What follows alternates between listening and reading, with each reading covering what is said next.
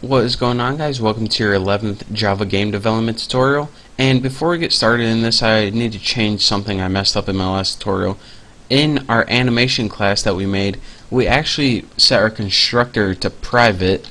Embarrassing. We need to make that public, or else it's going to be virtually useless to us. So now let's go ahead and begin our tutorial. And don't forget to change that. It's pretty important. So in my Bucky main class, and I say main class because it holds my main method, and I'm not going to be going over anything in my main method because I told you guys before, go outside your main method, and this is where we're going to start our tutorial. Again, you should know all this stuff from your last tutorial. Now, what we're going to need in this tutorial to start out is 3 different variables. We need a screen variable to access our screen class, an animation variable to access this animation class right here, and also a background variable to store the image of our background. So let's go ahead and make them all private. Screen, and I'll just name it screen, simplicity, and private image, I'll name my background BG, and this is going to hold my background image, and private animation, and I'll just name that A because I'm lazy and I don't feel like typing animation out.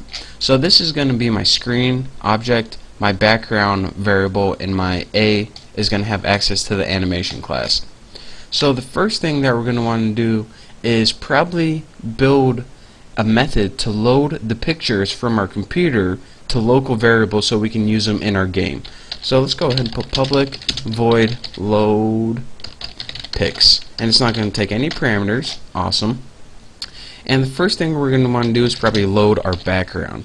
So set the background equal to new image icon, and as a parameter, remember it takes a string, come on cursor, of where the image is, or the file path pretty much. So this is C dot backslash backslash. I had mine in a folder called test, and I named it back dot JPEG. And now once you got your file path, just get that image using the built-in method get image. So now we need to do this for our 2 animation images, and remember I have 2 pictures in my animation, one with my eyes closed and one with my eyes open, so we'll give the appearance that like I'm blinking, I guess. So image, I'm going to name the first one face 1, and this is me with my eyes open, and we'll just copy this because we're lazy, and copy that crap right there and paste it right over there, and it's in the same folder, but this one is called face1.ping. and now for my other one, oh, we can just copy that whole thing right there. This is a little too easy. Face2, and of course change the file. So now we got our background loaded in this variable, and our 2 images of my face loaded in this variable. So now we need to make our animation object. So A equals new animation right there. Constructor doesn't take any parameters. So now we have access to all the methods in our animation class through the A object. So let's go ahead, and the first thing we want to do is add these new faces and convert these pictures to a scene. So remember, in our animation class we had this method called add scene right here, and what it did is it takes a picture, aka face 1 or face 2, and it adds it to our array list, and it also sets the time it wants to play it. So let's go ahead and do that right now. A.add scene, and it tells us our parameters. First, what image do we want to add? Face 1, and how long do we want it to play? 250 milliseconds, and this is a quarter of a second. So now that we added this scene, or added the image to our array list, we want to add the other image as well. So we want that image to play for a quarter of a second, and we also want face 2 to play for a quarter of a second. So now let me just take this extra spacing out of there, and let me add a little comment. Loads pictures from computer to Java and add scene. So that's what this method load pics does.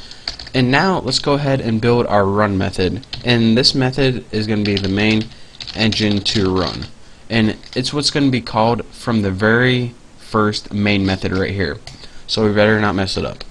Name it public void run, and again a display mode, and we'll just name it DM is going to be passed in. You guys should know what the display mode is, just like the settings pretty much. And let's go ahead and make our screen object equal to new screen. So now we have access to all that stuff in our screen class. So now we can try to do a couple things in our try block.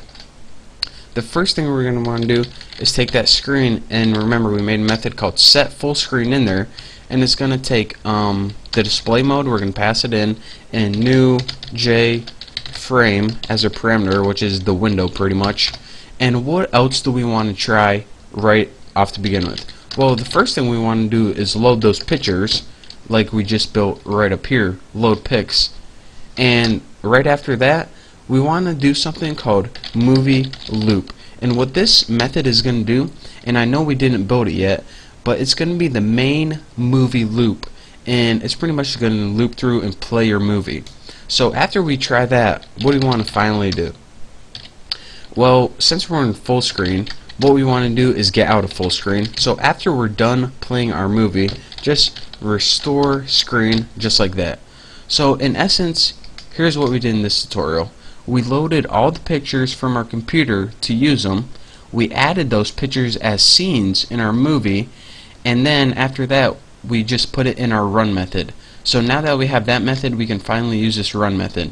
And all this does is pretty much set up your screen right here, loads the pictures obviously, and plays your movie. So that's all this program is going to do. Pretty much to load pictures and play a movie.